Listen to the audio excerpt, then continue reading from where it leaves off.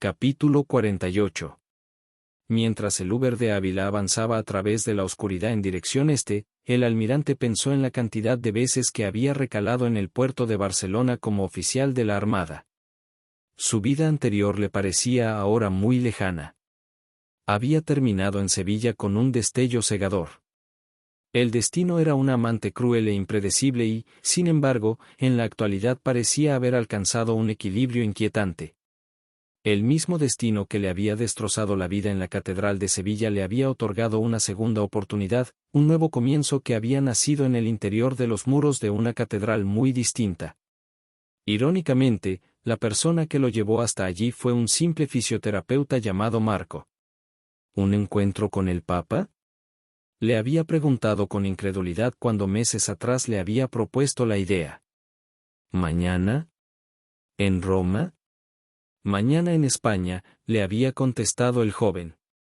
El Papa está aquí.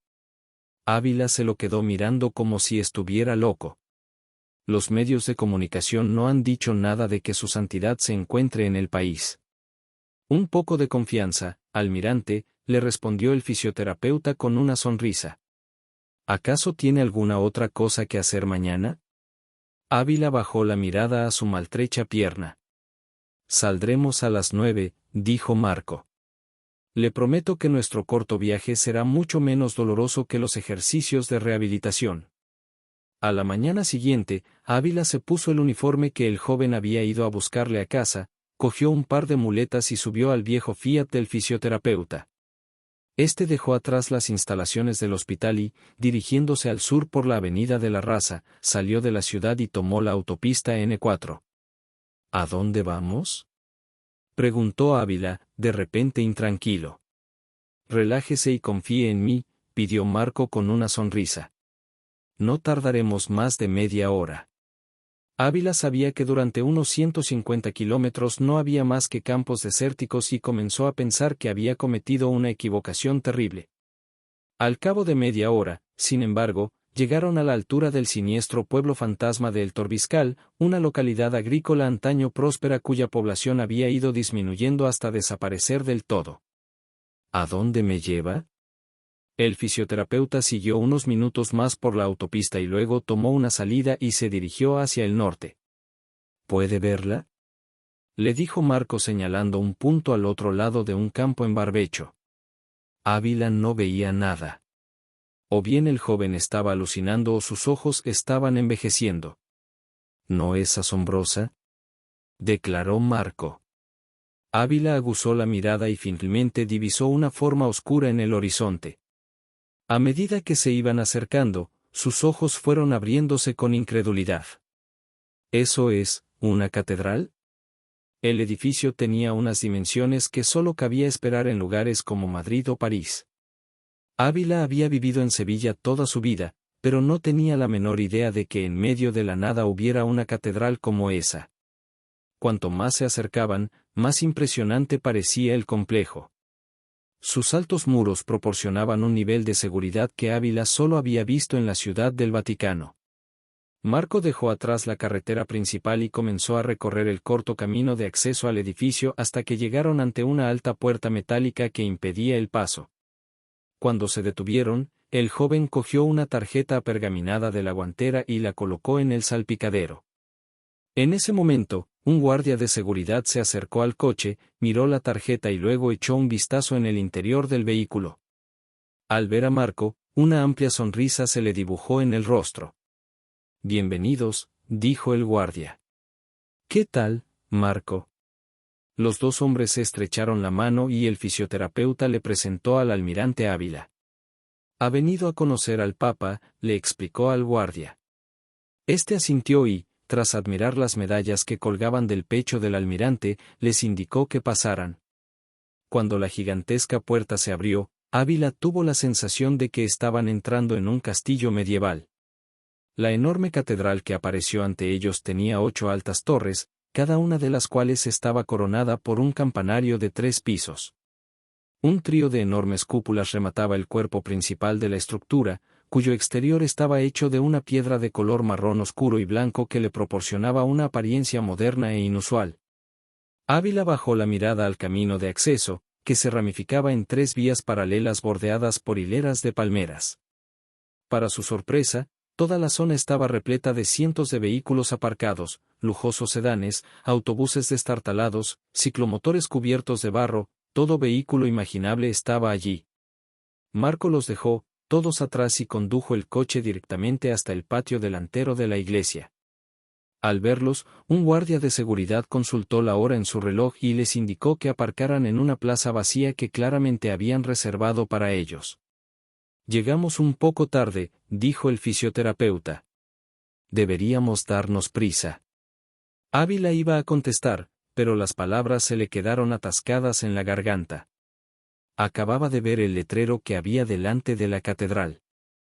Iglesia Católica Palmariana. Dios mío, pensó el almirante sobresaltado. Yo he oído hablar de esta iglesia. Intentando controlar los fuertes latidos de su corazón, se volvió hacia el joven. ¿Es esta tu iglesia, Marco?, dijo procurando no sonar alarmado. ¿Eres palmariano? El fisioterapeuta sonrió. Pronuncia usted la palabra como si fuera una especie de enfermedad. Yo solo soy un católico devoto que opina que Roma ha perdido el rumbo. Ávila volvió a alzar la mirada hacia la catedral. La extraña afirmación que le había hecho su fisioterapeuta acerca de que conocía al Papa cobraba sentido ahora. Efectivamente, el Papa está aquí en España. Unos pocos años antes, Canal Sur había emitido un documental titulado La Iglesia Oscura, cuyo propósito era desvelar algunos de los secretos de la Iglesia palmariana. Al almirante le sorprendió descubrir la existencia de esa extraña secta, por no mencionar su numerosa congregación y creciente influencia. La Iglesia palmariana había sido fundada después de que algunos residentes locales aseguraran haber sido testigos de una serie de visiones místicas en un campo cercano. Supuestamente, la Virgen María se les había aparecido y les había advertido de que la Iglesia católica se había entregado a la herejía de la modernidad, y que la auténtica fe debía ser protegida. La Virgen María los alertó asimismo de que el Papa del Vaticano no era el verdadero vicario de Cristo y los instó a fundar una iglesia alternativa. A esta convicción de que el Papa de la Iglesia Católica no es el auténtico pontífice se la denomina sedevacantismo, es decir, la creencia de que el asiento de San Pedro está literalmente vacante. Los palmarianos aseguraron tener pruebas de que el verdadero Papa era en realidad su propio fundador, un hombre llamado Clemente Domínguez y Gómez, que adoptó el nombre de Gregorio XVII, un antipapa para los católicos. Bajo su papado, la Iglesia palmariana creció de forma constante hasta que, en el año 2005, este murió mientras presidía la misa del domingo de Pascua. Sus fieles consideraron esa coincidencia una señal de los cielos y la confirmación de que estaba directamente vinculado a Dios. Ávila siguió contemplando la gigantesca catedral y no pudo evitar la sensación de que se trataba de un lugar siniestro. No importa quién sea el actual antipapa, no tengo ningún interés en conocerlo. Además de las críticas por sus injuriosas declaraciones sobre el papado, la Iglesia palmariana había recibido numerosas acusaciones de lavado de cerebro, intimidación sectaria e incluso de ser la responsable de varias muertes misteriosas como la de Bridget Crosby, antiguo miembro de la Iglesia quien, según sus familiares, había sido incapaz de escapar de la rama radicada en Irlanda. Ávila no quería ser maleducado con su nuevo amigo, pero eso no era ni mucho menos lo que esperaba de ese viaje. Marco, dijo tras exhalar un suspiro. Lo siento, pero no creo que pueda hacerlo. Suponía que diría usted eso, respondió el fisioterapeuta, aparentemente impertérrito. Y debo admitir que yo tuve la misma reacción cuando vine por primera vez. Yo también había oído todos los rumores y las oscuras habladurías, pero puedo asegurarle que no es más que una campaña de difamación orquestada por el Vaticano. ¿Y los culpas?, se preguntó Ávila. ¿Tu iglesia los considera ilegítimos? Roma necesitaba una razón para excomulgarnos, de modo que se inventó todas esas mentiras. Durante años, el Vaticano ha estado propagando información falsa sobre los palmarianos. Ávila volvió a contemplar esa catedral construida en medio de la nada. Algo en ella le resultaba extraño. No lo entiendo, dijo. Si no estáis vinculados al Vaticano, ¿de dónde salen los fondos?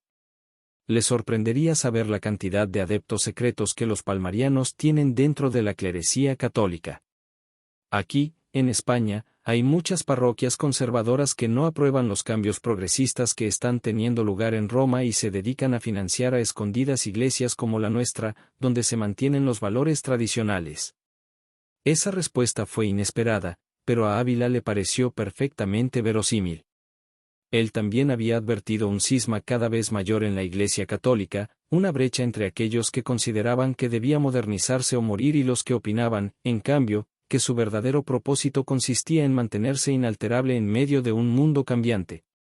El Papa actual es un hombre admirable, dijo Marco. Le he contado su historia y dice que se sentiría honrado de dar la bienvenida a nuestra Iglesia a un condecorado oficial militar y que le encantaría conocerlo en persona después del servicio. Al igual que sus predecesores, antes de encontrar a Dios sirvió en el ejército y comprende por lo que está pasando. De veras creo que es alguien que puede ayudarlo a hallar la paz. El fisioterapeuta abrió la puerta del coche para bajar del vehículo, pero Ávila era incapaz de moverse. Permaneció sentado contemplando la gigantesca estructura y sintiéndose culpable por albergar un ciego prejuicio contra esa gente. Lo cierto era que no sabía nada sobre la Iglesia palmariana salvo los rumores que había oído, y el Vaticano mismo no estaba libre de escándalos. Además, su Iglesia no lo había ayudado lo más mínimo después del ataque. Perdona a tus enemigos, le había dicho la monja. Ofrece la otra mejilla. Escúcheme, almirante, susurró Marco. Sé que lo he engañado un poco para traerlo hasta aquí, pero mis intenciones son buenas. Me gustaría que conociera usted a ese hombre. Sus ideas cambiaron radicalmente mi vida. Después de perder la pierna, me encontraba en la misma situación en la que está usted ahora. Quería morir. Estaba hundiéndome en la oscuridad, y las palabras del Papa palmariano me dieron un propósito. Venga y oiga su sermón. Ávila vaciló. Me alegro por ti, Marco, pero creo que podré apañármela solo. ¿Apañársela solo? El joven se rió. Hace una semana se colocó una pistola en la sien y apretó el gatillo. Usted no está bien, amigo mío. Tiene razón, admitió Ávila. Y cuando dentro de una semana haya terminado la rehabilitación, volveré a encontrarme en casa solo y perdido. ¿De qué tiene miedo? Insistió Marco.